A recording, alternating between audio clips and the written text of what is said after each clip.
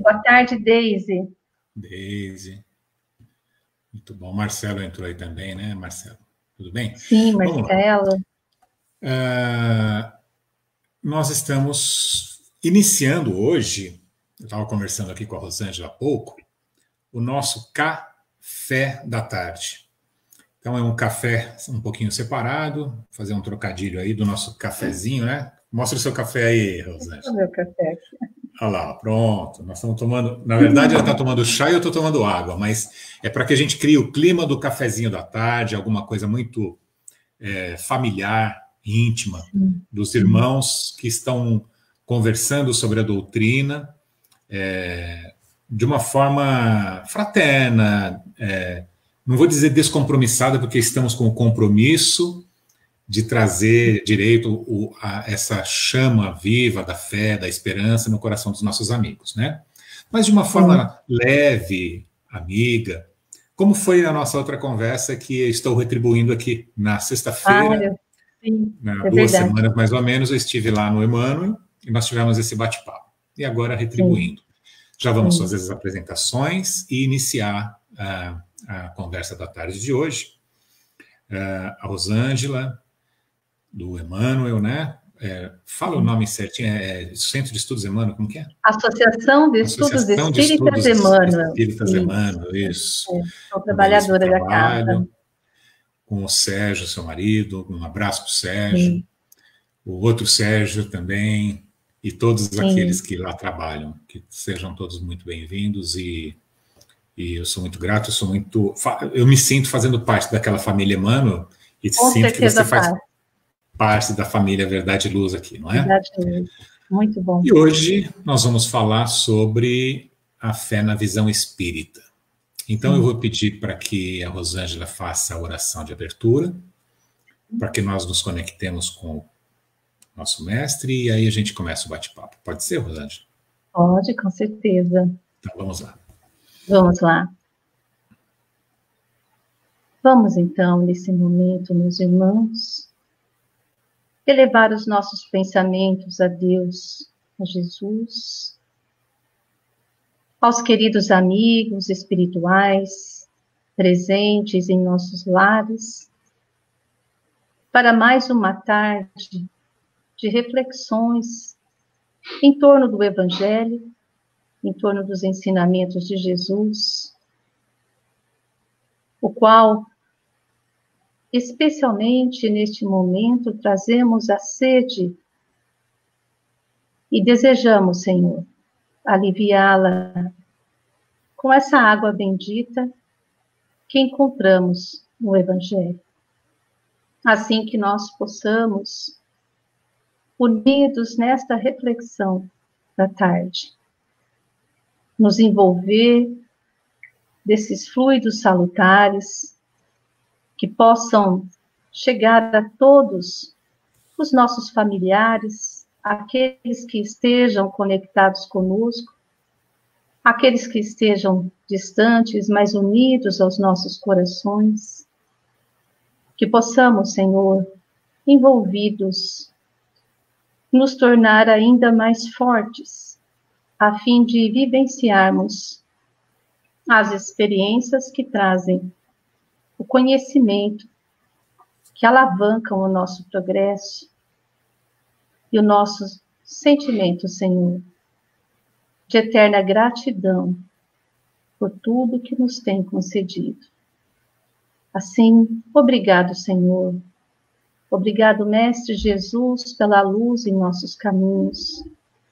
Obrigado, amigos espirituais, que não se fazem de rogados para estarem conosco neste momento e em todos aqueles em que elevamos o nosso pensamento. Que assim seja, Senhor. Que assim seja. Rosângela, as honras da casa são... Pode começar aí, pelo fio condutor que você desejar. Sim. Nós trazemos para essa tarde uma reflexão acerca da visão que traz a doutrina espírita com relação à fé. E o que nos levou a buscar esse tema é justamente porque Nós sabemos que a época da vinda de Jesus, em que ele viveu os seus ensinamentos, muito do que ele poderia nos ter dito naquela época não foi possível em razão de que nós ainda não estávamos preparados para ouvir. E as questões afetas à fé, que estão contidas no Antigo Testamento, nós vamos verificar que as menções, Edson, que são realizadas no Testamento Antigo, né, elas são muito poucas, são esparsas, algumas citações relacionadas à fé. Já no Novo Testamento, com os ensinamentos de Jesus, há uma profusão de itens e de momentos em que há aí essa referência à fé. Uhum. Como nós sabemos, Jesus, sempre após realizar as suas curas, ele dizia, a tua fé te salvou. Então, ele trouxe a questão da fé como esse sentimento inato, essa centelha, algo que existe em nós, naturalmente, mas que temos aí aquela obrigatoriedade, né, o dever de desenvolvê-la cada vez mais. Então, no Novo Testamento, nós vemos, como começa no capítulo 19, aquela passagem de Jesus, em que os apóstolos, após tentarem auxiliar uma criança que trazia sérias dificuldades obsessivas, ora se jogava no calor, né, no fogo, ora se jogava na água, e os apóstolos, após procederem todas as suas condições ali favoráveis para a cura daquela criança, não o conseguiram. E Jesus consegue aliviar a dor e o sofrimento daquele pai e daquela criança. Os apóstolos questionaram por que não o conseguiram.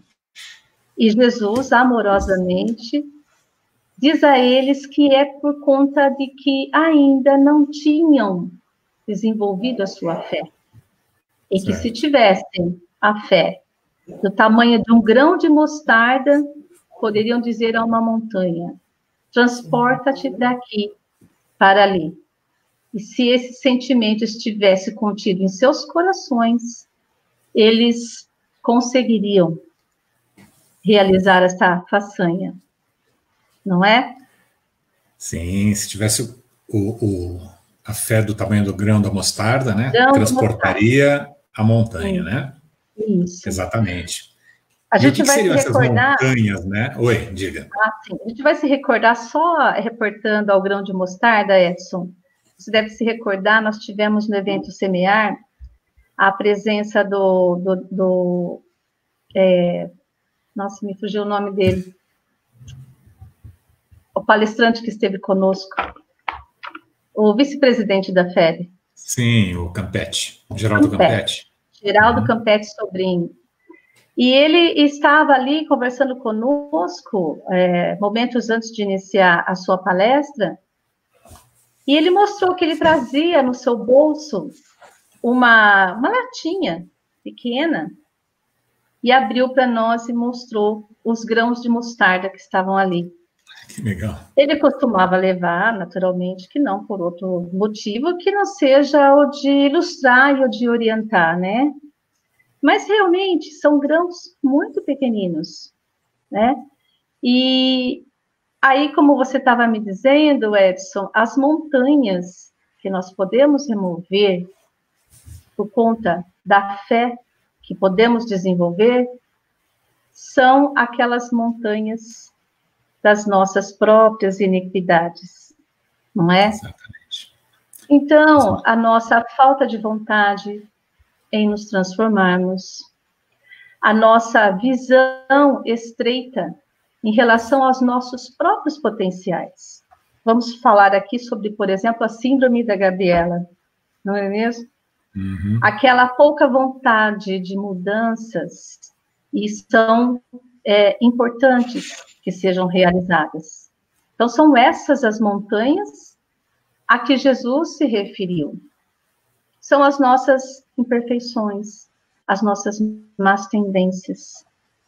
E no Livro dos Espíritos, nós encontramos a resposta dos amigos espirituais, a pleiade de espíritos que auxiliaram Kardec na codificação, que, na grande maioria das vezes, com poucos esforços, com esforços do tamanho de um grão de mostarda, né, nessa referência que fez Jesus, nós conseguimos transformarmos-nos, conseguimos vencer estas imperfeições, Edson, esses hábitos, né, que a partir do momento que nós desejarmos afastá-los, aquelas atitudes, comportamentos, pensamentos e sentimentos que têm nos trazido tantas dores, dizem os espíritos elevados que com poucos esforços nós conseguimos remover.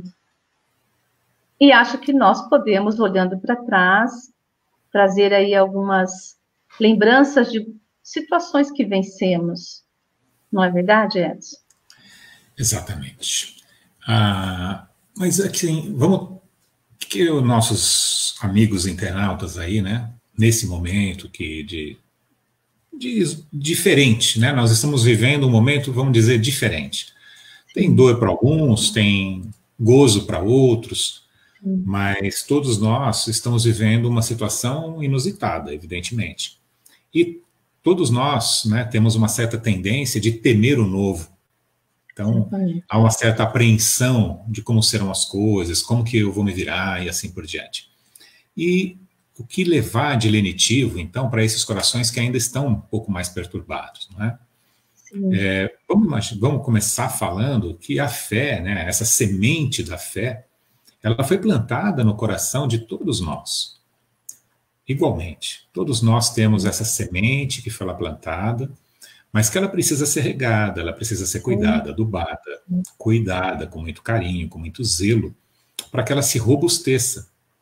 Então, no Evangelho também, lá, acredito que no capítulo 19, né, vai ter uma passagem lá de que existem espíritos que parece que eles já nasceram com uma fé totalmente pronta.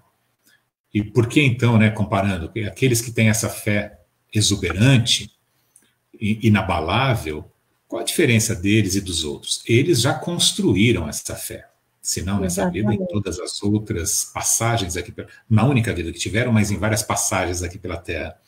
Então, e fora dela também. Então, essa fé ela tem que ser construída. Fala um pouquinho dessa construção para a gente. Então, em momentos como esses, como os que nós estamos vivendo, nós estamos em uma situação em que aí, por parte da organização, do planejamento, de um período de transição de planeta que nós vivenciamos, essa necessidade de passarmos por essas experiências. Uhum. E então, Edson, nós estamos, queiramos ou não, né, estamos sendo aferidos também em questões de fé, de desenvolvimento de fé. Estamos sendo levados, porque, ora, veja, há aí um vírus acelular que está de maneira invisível causando devastações no campo das questões financeiras, econômicas, trazendo o temor da própria morte para todos. Então, é um atentado ao narcisismo humano, por conta de que há tantos acadêmicos, epidemiológicos, infectologistas, os de maiores cátedras no mundo, debruçados sobre o estudo deste vírus, deste inimigo oculto, inimigo invisível, que tem causado paralisação social, distanciamento, e interferido na vida individual e coletiva. Então, é uma afronta à nossa fé, à fé daqueles que acreditam mais em si do que em Deus.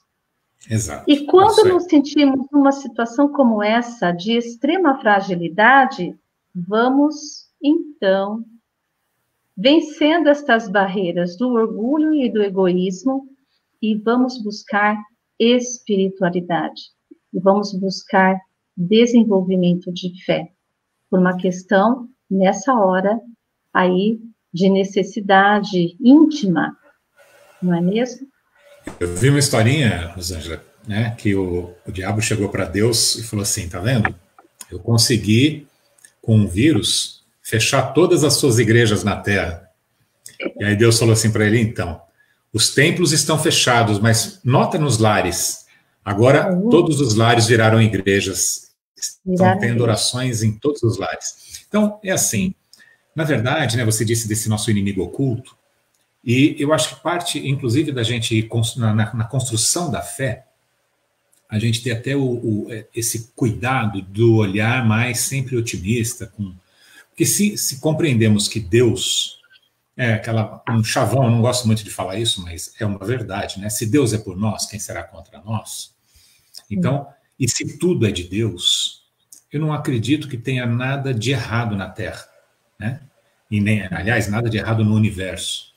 Então, o próprio vírus, muito mais do que o nosso inimigo, assim como nossas doenças, muito mais do que nosso inimigo, elas são nossas aliadas para nos mostrarem onde devemos reconduzir as nossas ações, os nossos pensamentos, os nossos sentimentos. Você bem disse que o vírus veio quebrar o orgulho, quebrar a vaidade daqueles que se achavam todos poderosos. Ele também veio mostrar, ele veio igualar todos, ele vai afetar os pobres e os ricos. Os pobres e os ricos ficam em casa, né? Estão trancados dentro de casa. Claro, algumas casas muito mais confortáveis que outras, mas não necessariamente melhores do que as outras, porque há lares muito mais simples, com amor, com mais compreensão, com mais união familiar, do que naquelas grandes mansões, onde cada um está trancado no seu quarto, no seu próprio computador ou no seu celular. Então, é verdade. Como aquilo, a gente tem que ajustar, eu gosto de brincar, eu tirei os óculos da terra, vou pôr os óculos espirituais, a gente tem que estar sempre com os olhos do espírito para enxergar melhor as coisas. E quando a gente enxerga com os olhos do espírito, a gente não pode enxergar dor e sofrimento. Porque essa dor e sofrimento são ilusórios, porque elas são da carne, a carne é ilusória, né? No sentido... claro que ela não é ilusória, nós estamos vivenciando na carne, né? Mas ela é absolutamente transitória, ela pela sua própria natureza, ela é corruptível, né? Assim, ela vai se extinguir rapidinho. Ela é temporal, né? Absolutamente temporal. Para um espírito multimilenar, aliás, infinito, que somos, né? No sentido, nós somos criados, mas não teremos fim. O que são 20, 50, 100 anos aqui na Terra? Absolutamente nada. E aí a gente se preocupa com a carne, com as coisas materiais, e esquece das espirituais. Então, se a gente põe esses óculos olhando para o espírito, o que nós percebemos? Que o vírus veio trazer as famílias para perto, reagrupando aquelas famílias que já não se suportavam mais e que estavam trabalhando demais, estudando demais, indo na academia demais, porque não consegue ficar junto. Não dá para... Porque nós viemos para a Terra, para quê? Para o crescimento, para resgates, para reconciliações. E nós não conseguimos fazer reconciliações à distância, nós temos que estar próximos. E os casais, os filhos, os irmãos, eles acabam, né, vamos nos colocar nisso. Pelo próprio dia a dia, a gente acaba se distanciando, né? Agora, com isso, nós estamos nos aproximando. Há mais conflitos, no primeiro momento, mas também houve É natural, né? É muita natural. reconciliação, né? Muita reaproximação. E mesmo aqueles conflitos eram necessários para poder tirar aquelas arestas que ainda poderiam estar, mas que estavam colocadas debaixo do tapete. Mas há um segundo movimento muito importante, e que mesmo nós espíritas, que aqueles que estudam, né, e que têm consciência de tudo isso, podemos estar negligenciando um pouco. Nós estamos trancados nas nossas casas, nos nossos lares físicos, para um convívio mais próximo com os familiares. Ótimo, este é algo muito importante a ser feito. Mas há um segundo movimento muito importante a ser feito, que é também estarmos fechados na nossa casa íntima, né? Na nossa casa mental, para também nos reconciliarmos, para também nos compreendermos, né? Seguindo os ensinamentos lá de Santo Agostinho, de que conheça-te a ti mesmo. E como fazia isso, né? Eu me trancava todas as noites e fazia um balanço da minha vida e assim por diante. Devemos fazer isso. E agora nós temos tempo para isso, não tem mais desculpa. Para refletir, né? E você trouxe, eu vou deixar você falar já, mas você trouxe uma passagem do Livro dos Espíritos, eu vou citá-la porque ela é muito importante. Para você que está nos assistindo, e eu falo isso para mim, que estou escutando mais de perto ainda do que você, existe a questão 910 e a 909, né, do Livro dos Espíritos. A 909 ela fala assim: poderia sempre o homem, pelos seus esforços, vencer as suas más inclinações? Então, apenas pelos seus esforços, né? E aí nós poderíamos imaginar que a resposta dos espíritos poderia ser: não, você precisa da força de Deus e parará, mas a força a gente já tem. A graça de Deus já está aqui como um Wi-Fi espalhada, basta que acessemos com a nossa senha. E aí a resposta, ela deixou provavelmente o próprio Kardec corado, né? Ele fala assim: sim, vocês podem, o homem pode, pelos seus esforços, vencer suas más inclinações, sim. E por vezes fazendo esforços bem pequenos. O que lhe falta é vontade. Quão poucos dentre vós fazem esforços? Quão poucos dentre vós fazem esforços? A gente precisa da vontade. Essas são as montanhas que a fé remove, né? A fé, mas a fé raciocinada, essa que vem já à época de Kardec, né? Como ele nos traz a doutrina espírita como sendo o consolador prometido. Porque não poderia, naquela época, dizer tudo. E agora chega para nós. Então, agora não mais a fé cega, né? A fé que aceita sem questionamentos e que depois, por conta de que a verdade se revela, vai então se tornando uma fé fraca, impotente, ou vai resvalar aí para o fanatismo, né? Mas a fé é raciocinada, porque ela tem uma base, um alicerce, que é o conhecimento. E isso que nos trouxe foi a doutrina espírita. Por isso que nós colocamos a fé com relação a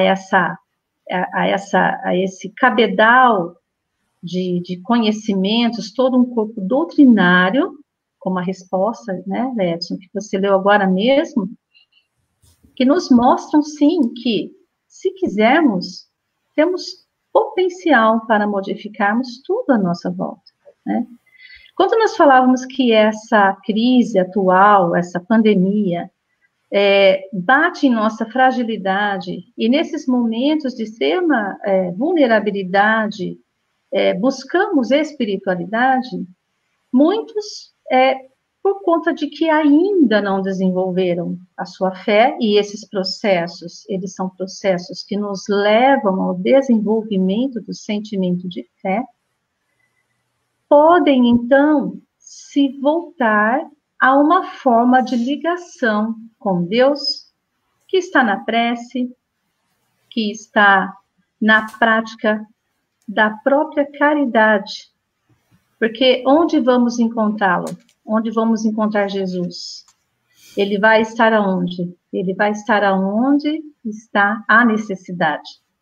E nós não vemos, muitas vezes, em meio às calamidades, aqueles que, embora estejam ali também, vivendo dores e perdas, vão em busca de auxiliar a outros, ali na medida da sua possibilidade, às vezes até com seus parcos pertences que lhe sobraram.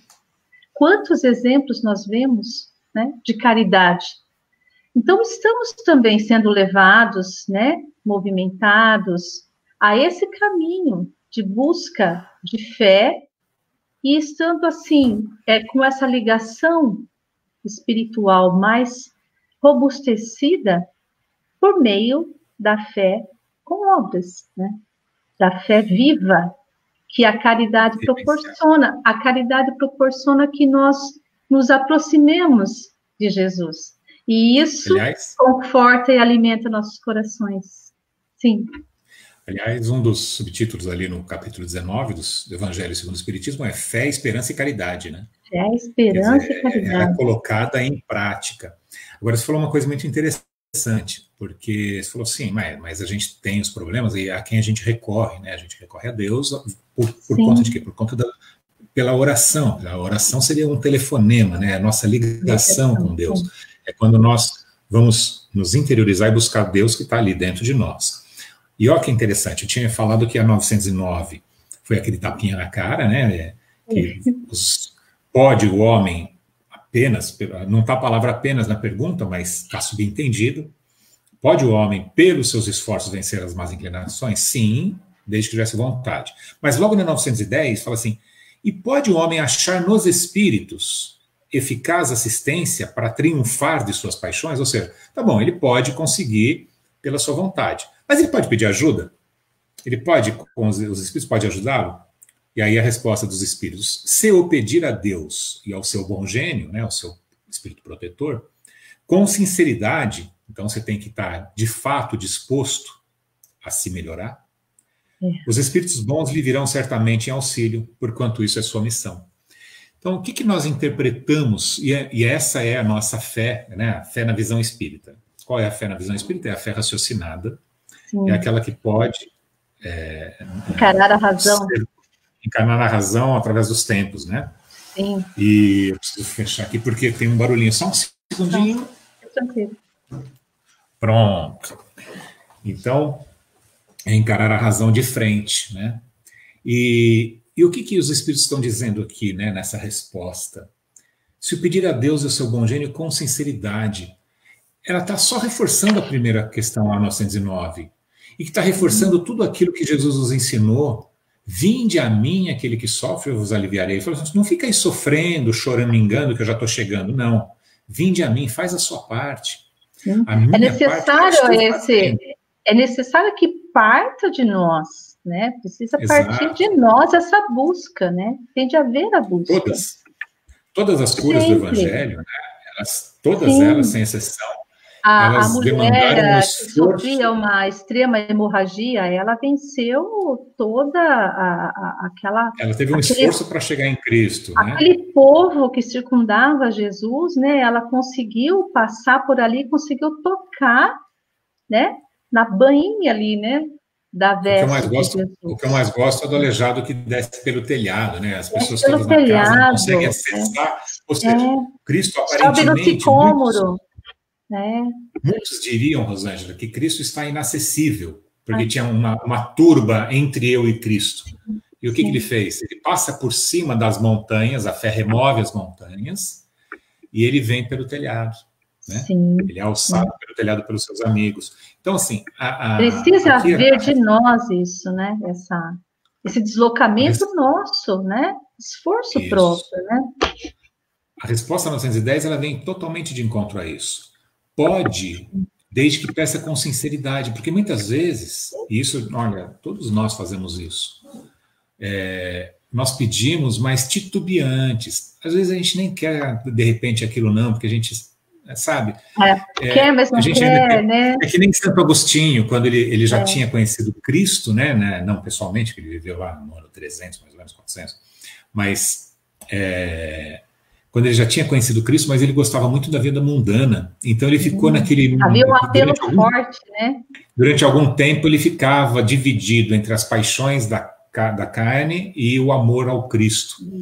Então ele tentava adiar esse encontro com Cristo, porque ele entendia que uma vez encontrando verdadeiramente, aí não tem mais volta. Então ele queria empurrar um pouquinho mais aquela vida mundana que ele estava participando. Né? E é nosso isso ainda, né? Isso é muito nosso, né? Aliás, todos os ensinamentos porque todos esses espíritos de luz, o que eles são? Eles são o futuro nosso. Eles nos precederam nessa jornada. Então, tudo aquilo que eles já passaram, nós ainda vamos passar. Por isso que eles têm o conhecimento e vêm nos trazer, olha, nessa estrada, se você for ali tem um buraco, ali tem um tronco de árvore, você vai bater a cabeça, eu já passei por essa estrada. Sim, cuidado. Sim. Mas nem sempre a gente ouve, né? Nem sempre. Nem sempre a gente também observa os exemplos que estão à nossa volta, né? E por conta do nosso próprio orgulho, né? Aí vai cair naquela questão da presunção, que não é fé, né? Presunção não. É aquela situação em que nós dizemos assim, eu sei. Nesse caso, né, como diz Emmanuel, o desenvolvimento da fé vai nos levando a um patamar que chegaremos um dia em que não diremos apenas eu confio, mas diremos eu sei, não é? Eu sei que eu sou o espírito imortal, eu sei que eu tenho muitas experiências que virão, eu sei que a crise, como você disse, Edson, ela vai passar, como passou o tempo ruim que estava hoje de manhã, e que agora no finalzinho da tarde tivemos o sol, né, mostrando aí que tudo tem o seu processo e tudo passa. Mas a questão que está ligada à presunção é quando nós acreditamos que podemos, nesse sentido, que não necessitamos de ajuda, não necessitamos de auxílio, não é? E que unicamente com os nossos esforços nós somos capazes de dar conta. Então, por exemplo, esse período nós estamos vendo que quantos estão aí debruçados buscando a cura para uma doença que está enraizada na população mundial. Então, é uma amostra da nossa pequenez, para que nós também saibamos nos colocar nos nossos lugares, né? E busquemos o desenvolvimento da fé por meio do conhecimento que dá esse alicerce para que tenhamos fé, mas saibamos por que temos fé, por que confiamos, né? E que vai nos dando, então, no desenvolvimento dessa faculdade, do atributo do Espírito, que é a fé, vai nos dando essa certeza, né? A esperança, claro, né? Mas a certeza de que não estamos desamparados, que não estamos ao léu, e que há aí todo um planejamento meticulosamente preparado e que influencia todos nós, nas nossas vidas, individual e coletivamente. Olha, nas instruções dos espíritos, lá no final do capítulo 19, né, nós temos que, aquilo que eu te falei da fé, mãe da esperança e caridade. Então, para ser proveitosa, a fé tem que ser ativa, ela não deve entorpecer-se. Mãe de todas as virtudes que conduzem a Deus, cumpre velar atentamente pelo desenvolvimento dos filhos que gerou. A esperança e a caridade são corolários da fé e formam com esta uma trindade inseparável. Então, através da fé, e a fé a gente entendendo, nós já falamos disso em outras ocasiões, e vamos voltar a falar, né? Quando você falou da fé cega, e eu lembro de uma palestra do Simão Pedro, dizendo que, fala exatamente sobre esse capítulo, sobre a fé cega, e quando em excesso, ela é a fé, você fala a palavra, deixa eu procurar. Fanatismo, né? Ela produz o fanatismo, né? A fé cega, quando em excesso, gera o fanatismo. Então, a fé cega, ela não é necessariamente ruim, e ela é o primeiro degrau da fé. Então, nós temos aquela sementinha plantada, a gente ainda não tem a compreensão do todo, então a nossa fé ainda é cega, e aí a gente vai se instruindo e a gente pode partir para uma fé raciocinada. Mas a fé cega, ela já é um bom combustível, ela já é uma boa ferramenta para que nós consigamos alçar alguns passos, eventualmente até voos baixos, e dar o início nessa jornada. Porque, através da fé, nós tivemos o primeiro impulso de começar a buscar as coisas, de acreditar em algo maior, em algo que vale a pena, em ter um sentido para a vida.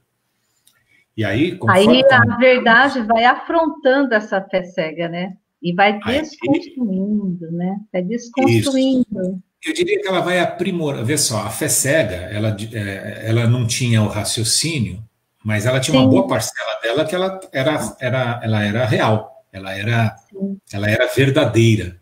Aquilo permanece. Aí tiram-se os dogmas que tinham sido colocados por humanos ou mal interpretados por humanos, tiram-se esses dogmas e começa a clarear, e então a gente se depara com a verdade. E aí a gente vai com a fé raciocinada. Como diz Emmanuel, né, é necessário que haja o equilíbrio, né, as duas asas, né, do amor e da sabedoria. Aí sim, quando tivermos, né, com esse desenvolvimento dessas faculdades, né, e alicerçados pelo sentimento e pelo conhecimento, porque haverá momentos em que racionalmente apenas nós não vamos conseguir resolver as questões. Até porque a fé, como você falou, é um sentimento. Isso também está lá no Evangelho. A fé é um sentimento inato na nossa comunhão com Deus.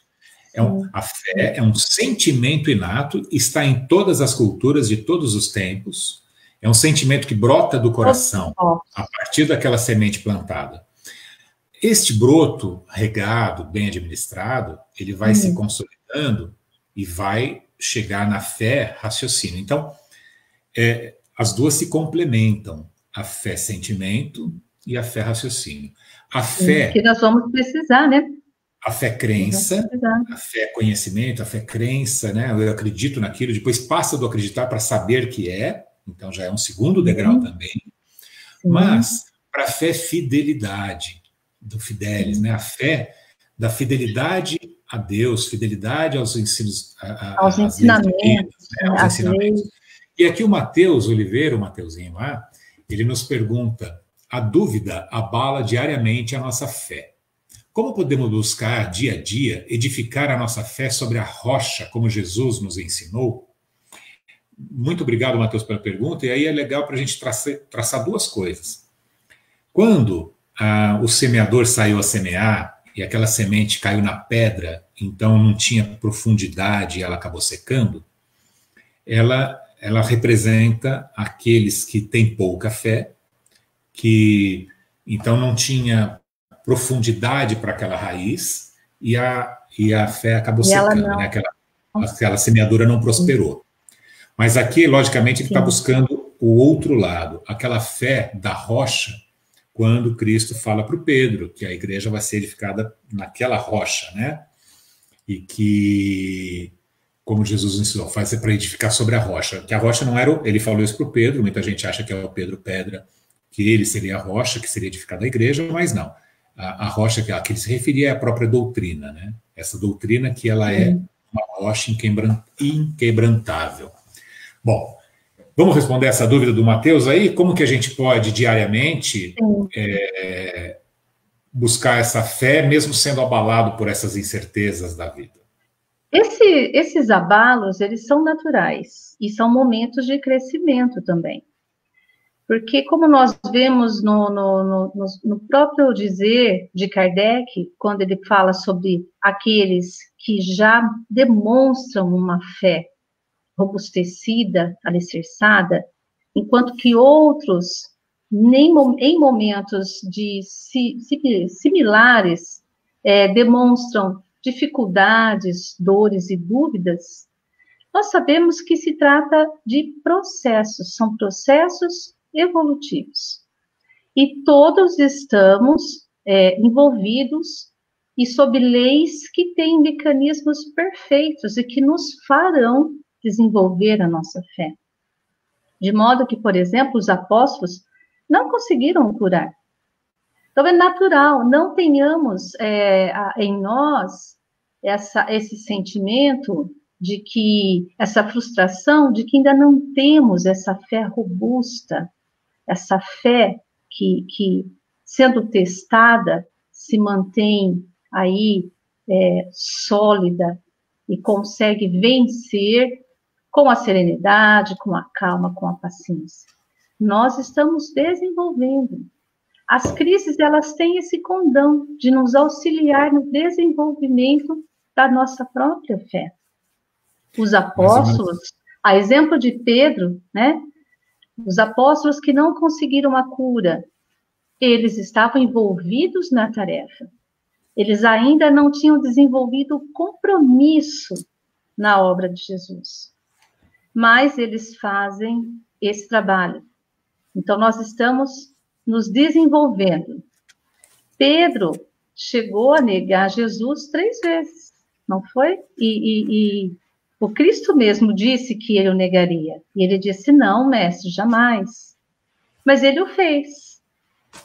Porém, depois que Jesus retorna, né, e deixa os apóstolos com aquelas sementes plantadas, Simão Pedro desenvolve a sua fé, agiganta-se como um apóstolo que veio trazer e veio liderar a todos os demais naquela divulgação da Boa Nova. Então, ele robustece a sua fé e no final dela dá o seu testemunho maior, quando é então levado para também ser crucificado. E vai em pé, e vai seguro, e vai naquela certeza, na confiança de que estaria dentro em breve, reencontrando-se com os seus que já haviam partido, né? E então, que é recebido depois nos braços do próprio mestre, né? Então, e olha que nós estamos falando de espíritos, né? O Pedro não era um simples pescador que foi ali trazido para o convívio com Cristo, né? Já são todos os 12, inclusive Judas, escolhidos por Jesus, espíritos, né? Escolhidos muito antes, né? E ele diz isso numa passagem. Ele fala, quando ele fala, eu os reconheci. E quando o mundo ainda, quando a Terra não era, eu já era, alguma coisa assim. Já era, sim. Antes que a Terra fosse, eu já era. E então eles já tinham combinado lá na espiritualidade que viriam espíritos de luz, etc. Mas com o entorpecimento que a carne causa, para aquele que não vence o mundo 100%, como foi o Cristo, aquele que já está 100% desmaterializado, puro, né? Aquele que já é o espírito puro, já é um espírito crístico, Cristo, nesse caso, ele é um adjetivo, né?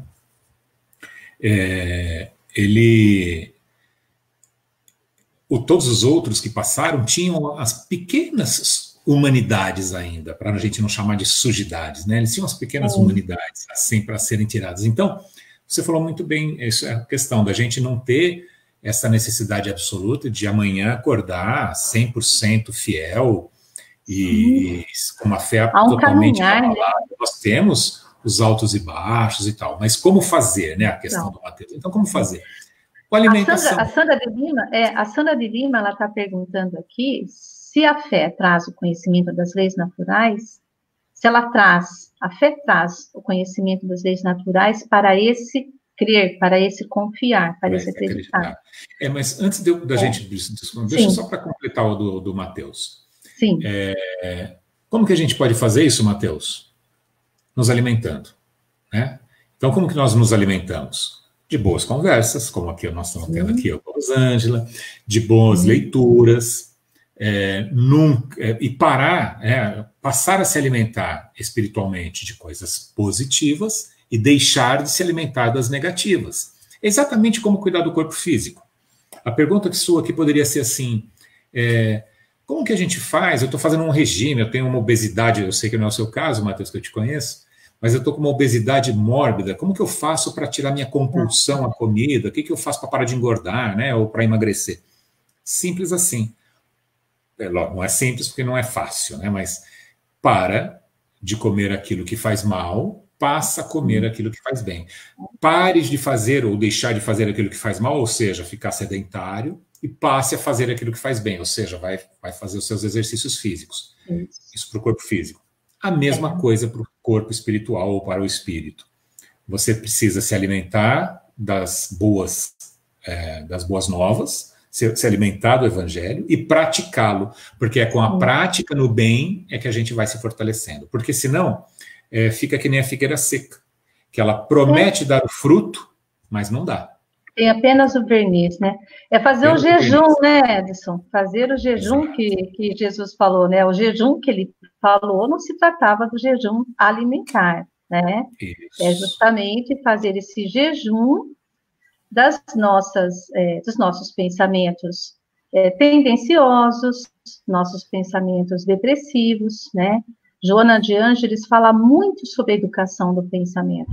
No primeiro momento pode parecer muito difícil, mas com exercícios, né? Eu posso dizer porque é possível exercitarmos a melhor condução dos nossos pensamentos, afastarmos pensamentos negativos que vão trazer aí sintonias indesejáveis, né? Alimentando-os, como o Edson falou, com tudo aquilo que venha a acrescentar algo de bom para nós. Faltou o principal. Para nós, para os nossos, né? A oração, né? A conexão com Deus. Então, a alimentação na boa conversa, nos bons atos, e a oração para manter-se conectado. Vamos responder para a Sandra, e aí a gente já está aí com 50 minutos, vamos começando a fazer o nosso encerramento, né? A Sandra pergunta se a fé traz o conhecimento das leis naturais, que é o próprio Deus, para esse acreditar. Quer dizer, a fé também é um caminho, se foi que eu entendi a sua questão, a fé é um caminho para o se acreditar? Ou talvez o contrário, né? O acreditar é um dos caminhos para ter a fé completa. Sim. Mas acho que elas se complementam, né? Sim, sim.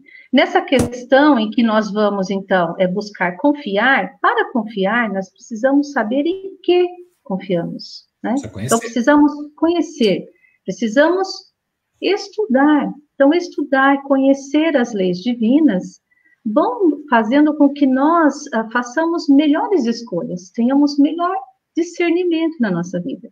E fazer escolhas mais felizes é fazer escolhas voltadas à prática do bem. Então, nós vamos sendo levados aí constantemente à prática da caridade, que a caridade, que a ação no bem alimenta a nossa alma e robustece a nossa fé.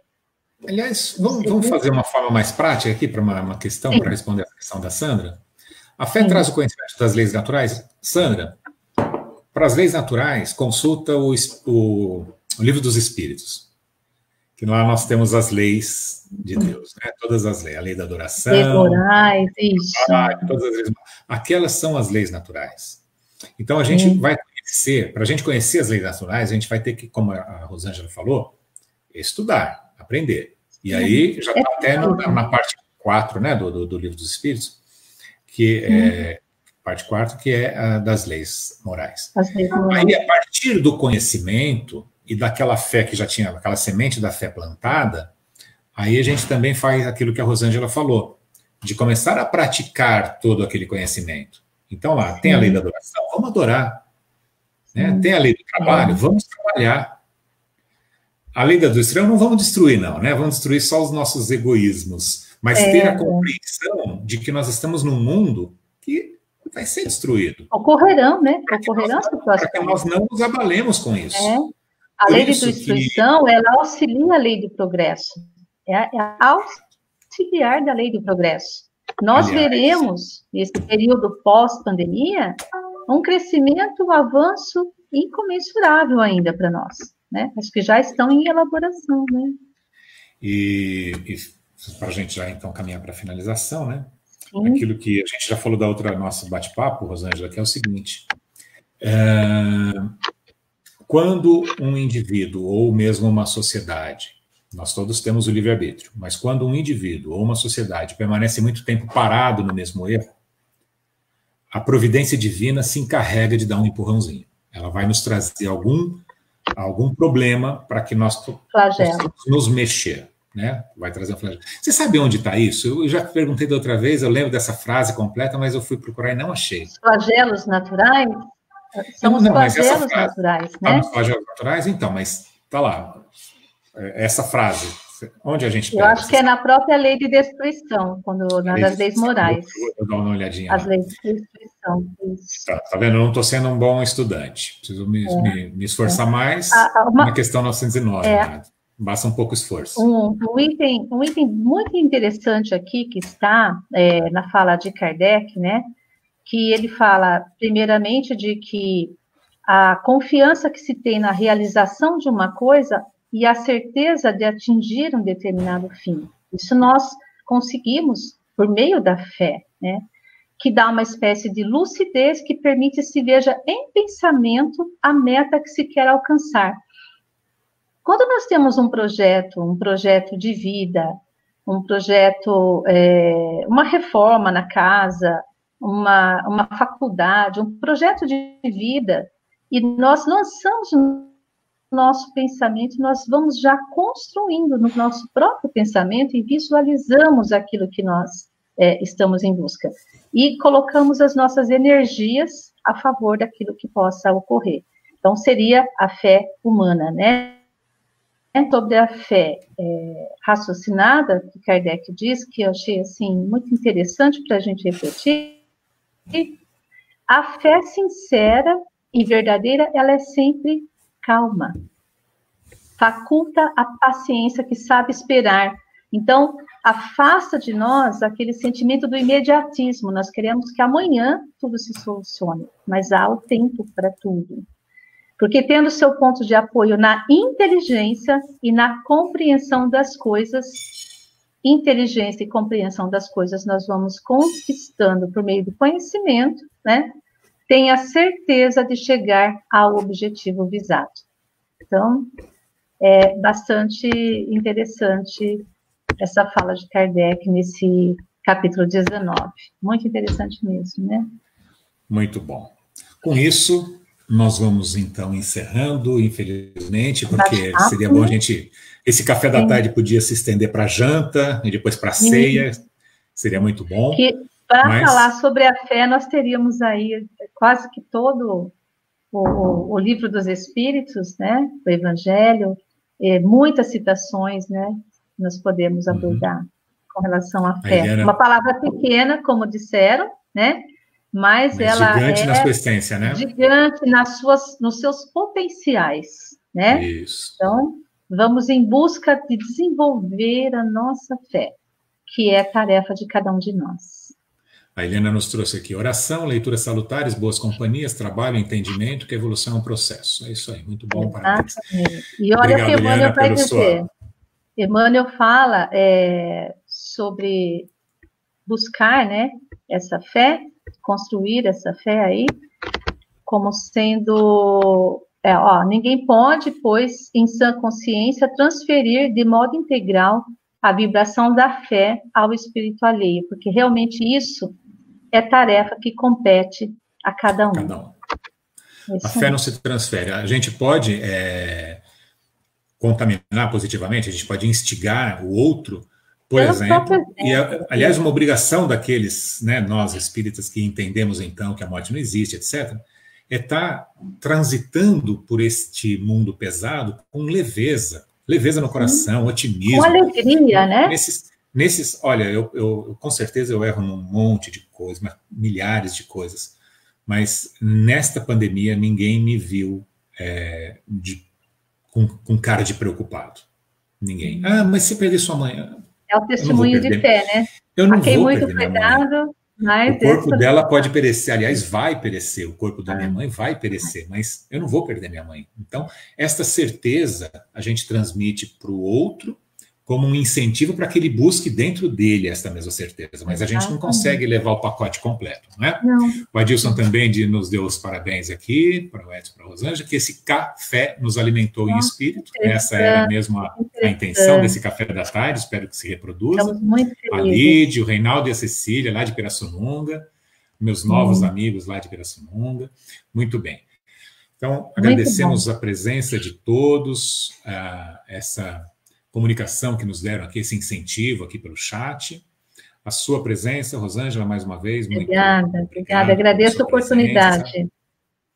E fale as suas palavras finais e a gente já vai encerrar. Muito obrigado a todos, obrigado, Rosângela. Obrigado a Jesus. Gostaria de agradecer a todos, então, por esse momento, que possamos ter aí, então, diversas outras ocasiões de refletirmos e de irmos pouco a pouco incorporando essa fé viva, né, que o Evangelho é capaz de fazer com que essas sementes que já estão incutidas em nós, essas centelhas divinas, possam se desenvolver e possam trazer para todos nós alegria, felicidade, que possamos dividir para com todos os nossos semelhantes, nossos amigos, nossos afetos, e participarmos finalmente, então, com maior consciência da obra de Jesus, que tende a fazer com que todos nós possamos progredir e alcançarmos o patamar de um mundo de regeneração. Que tenhamos uma fé que traz em si mesmo o propósito desse avanço e desse progresso. Muito obrigada a todos, muito obrigada, Edson, pela oportunidade. Agradeço de coração a todos e um beijo em seus corações. E muito olha, para finalizar, eu tenho fé que no sábado que vem estaremos todos reunidos nessa mesa para experimentarmos um novo café da tarde. Exatamente, saboroso este café. E que este café cresça em conteúdo, cresça em luz, e que vocês, cada um de vocês aqui que está nos assistindo, na próximo sábado, tragam seus amigos com vídeos, para que a gente consiga partilhar isso cada vez com mais pessoas nessa mesa generosa que Cristo nos ofereceu, e nós estamos aqui reproduzindo de uma forma muito tímida, mas que um dia todos nós chegaremos lá. Uma boa noite para todos. Obrigado. Boa noite. Obrigada.